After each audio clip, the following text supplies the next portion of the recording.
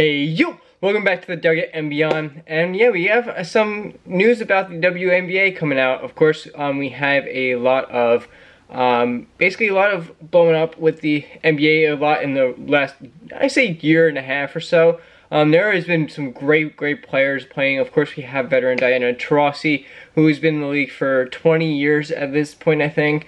But of course, we have a lot of news coming up in the last year with, of course, Caitlin Clark and Angel Reese being on the spotlight of the WNBA right now. Of course, they were even there before when they were in college, LSU and Iowa. Of course, during that basically, I guess, rivalry you can call it, especially since they were basically all in the Final Four playing against each other, and they were knowing that they were going to be going to the WNBA and making it there, and just where they were going and just how much traction they were going to build up. But yeah, we got the new valuations for 2024 for the WNBA, and some of it is surprising to a point for me, especially with, you usually get a lot of the valuation is larger with bigger value market teams, aka New York City, having a massive population. Of course, you have Rangers, Knicks, Yankees, Mets, all of that making millions and billions of dollars. But yeah, we have here coming in number one, as you can see here, the Aces. Of course, they're back-to-back champions, going for a three-peat this year, which they're not actually doing too well this year right now. I think they're basically about middle of the pack right now.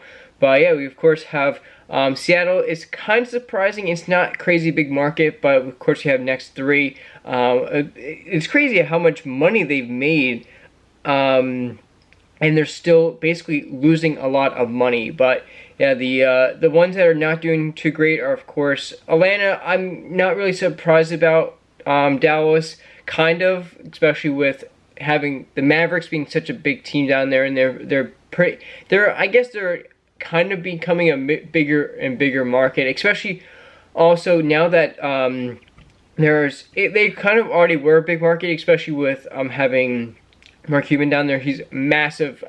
He's a massive guy down there, massive TV personality. Of course, he's on Shark Tank for over a decade plus, I think, at this point. But yeah, of course, he's down there. But some of these teams are just have not been great. The one team I'm kind of surprised about why they're so low on this valuation is the Connecticut Sun.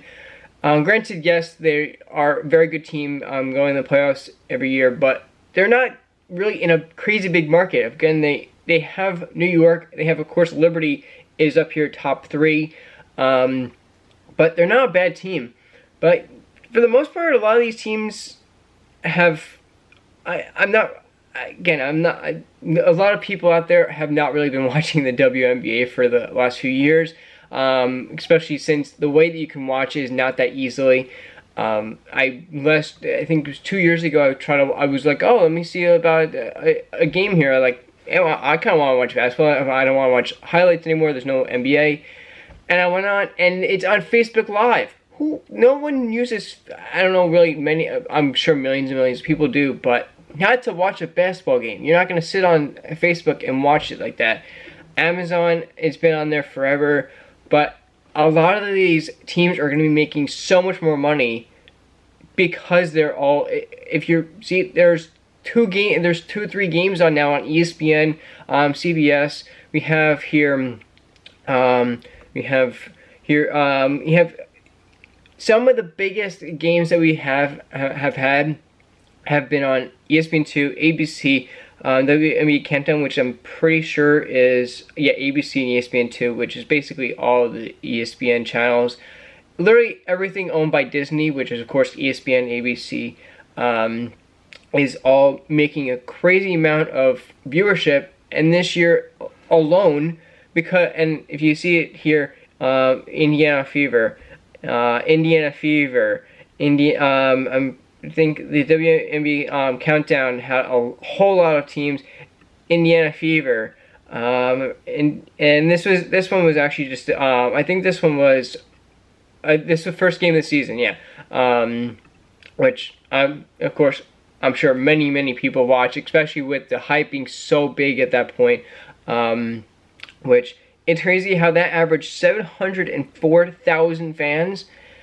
And right now, I think one of the biggest games of this season was, of course, the rivalry with Caitlin Clark and Angel Reese, Chicago Sky, which that came down to a 1-point win for the Sky, but that came out to a peak of 3.3 million with a consistent of just under a million viewers on that one. But this is just crazy how they're still also losing so much money in this. Because look at this. Look at how. So the revenue for the NBA and WNBA is beyond different. Granted, 200 million is nothing to cough about. That's granted, that's actually what a lot of the players right now are getting max contracts on. You just have Paul George you have 212 over 4 years, I think. Tyrese doing 204 over 4 years, 5 years. That's a crazy amount that they're going to be making that in 4 years for themselves, and that's what the WNBA makes a year. Right now, I'm sure that they're going to be boosting it a little bit. When each team sells tickets, sells merch, it gets the advertisement from being on national TV. That's where you get the huge amount of revenue for the teams. But it's just crazy how drastically that is different. Yeah, like they're making double-digit salaries for the NBA, and they're not even making 500,000. They're not even near it right now. These numbers are just insane. And granted, it's kind of insane how the WNBA is just losing so much money every year. But I'm thinking that, like, right now you have, I think that you're going to be seeing some boost in the revenue over the next couple of years, especially if they definitely do push all of these teams to out there how they are. You have, I think they're going to have 2 expansion teams. They're going to have the Golden State, I think it's I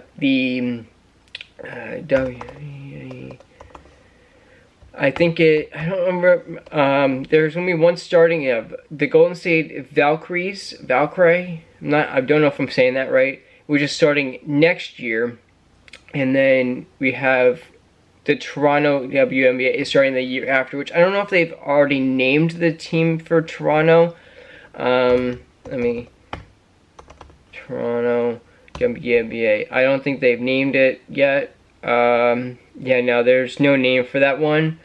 But, hey, they're going to be starting to make a lot of money off of this, especially since they're going to be coming out next year, the Valkyries. They're going to be drafting probably number 1, and they're going to be getting probably Paige Beckers from UConn, who, if you don't know, she also would have probably been in this draft this year, but she also missed the entire year before with, I think it was an ACL or MCL injury that she missed an entire year for, which definitely did not help her status. Which of course she killed it. She was a huge part of why UConn is so great and why they've been great, honestly. But yeah, these valuations are nothing to cough about, especially since they're going to be making a lot of money in the coming future. And especially, yeah, it's crazy. I saw that the attendance for these games was skyrocketing for the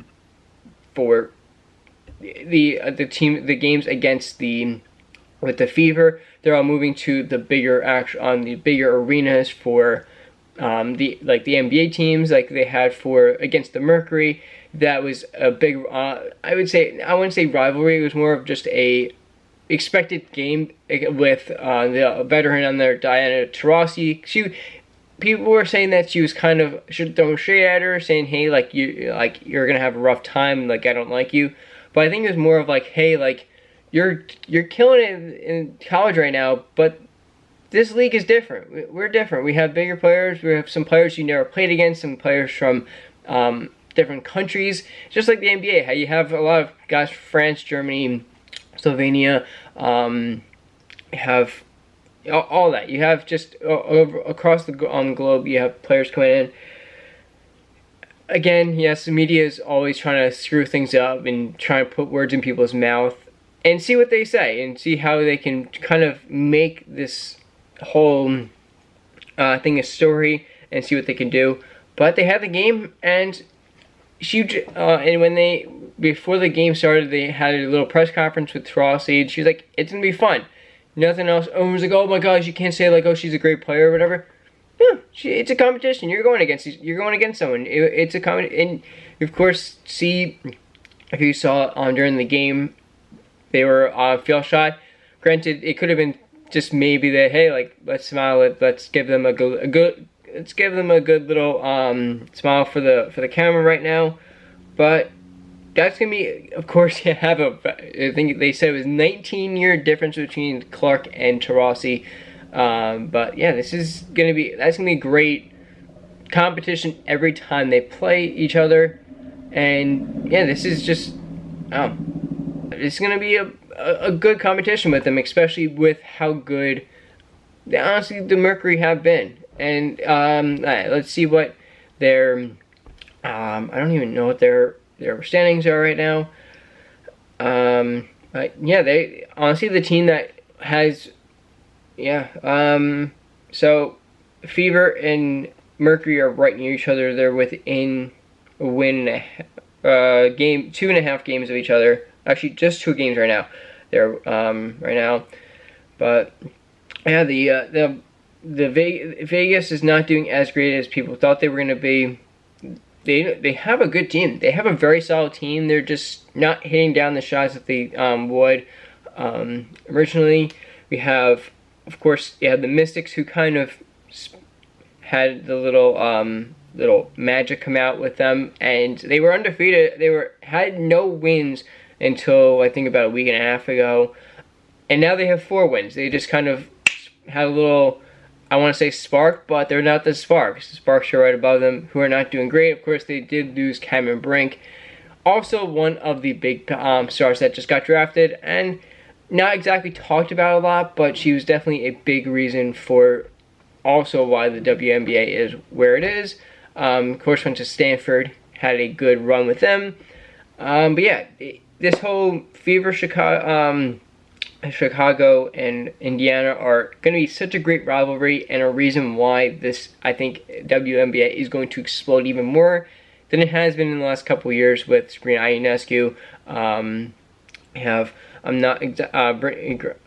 don't want to say Griner, but she is a big reason why people are like kind of shown in, but like, yeah, I'm forgetting the people's names on some of these teams. I don't know a lot of the players yet. Again, I haven't really watched too much of women's basketball in the past. Yeah, we have Brianna Stewart. That's who I was looking for. Amazing player, especially with UConn.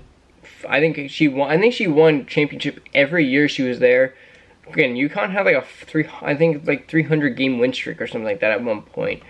But there's a lot of great players in this league, and these valuations are just going to explode in the next coming years. Granted, they're still losing millions of dollars. I think they said $50 million is going to lose this year, which is kind of insane, but things happen. But yeah, in the end, these valuations are crazy. You'd see other team $140 million for for Aces. You have the last is $105 million for Phoenix. But then you go to other sports, baseball, football, you have these valuations at $7 billion.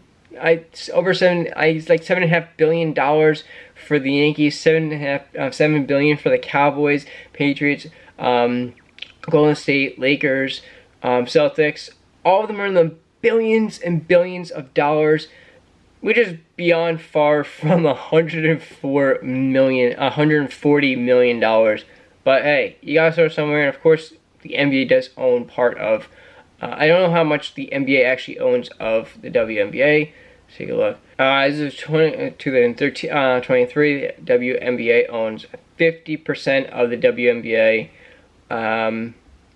while the 12 teams own collectively the other. So 50-50, but yeah, they were basically the start of the WNBA. But yeah, in the end here, these teams are going to be making a lot more money as it goes on, and yeah, these numbers over here are just going to get bigger. I'm going to say, let's say even next year, 2025, I'm going to say a bunch of these teams are going to hit 20 million in 2024 revenue right here. That's going to say in next year, I'm saying that Aces, I'm going to say every team that is 100 million and up right now is going to be hitting $20 million. I think that's true, especially with how much revenue is coming in with all of these TV contracts. But yeah, they're definitely going to hit it. I think that the Sky and Fever are going to be hitting it. Maybe not the Fever, but I can maybe see the Sky getting near it. Maybe 18, 19 million. But Fever is going to probably take another year or so. Hey, in the end, this is all it is. A lot of people are just making money, and they're realizing what they're doing, and they're just going to get better and better, I think. A lot of talent, especially with like Juju from University of Southern California, USC, out there. But yeah, in the end, a lot of these teams are going to be making a lot of money, especially if they do so well. And all these big market teams are going to just get more and more money and be able to do better and make a lot more, have a lot more TV revenue, especially on ESPN, Ion, which if you don't actually know that, they're actually a huge reason why they're doing a lot. Ion is another cable one that's been, I think they just said the last year and a half they've been on there. So, hey, for them, it's pretty good. Okay, new valuations come out, and what do you think? Hit that sub button, like the video for more, and I'll see you next one. Peace!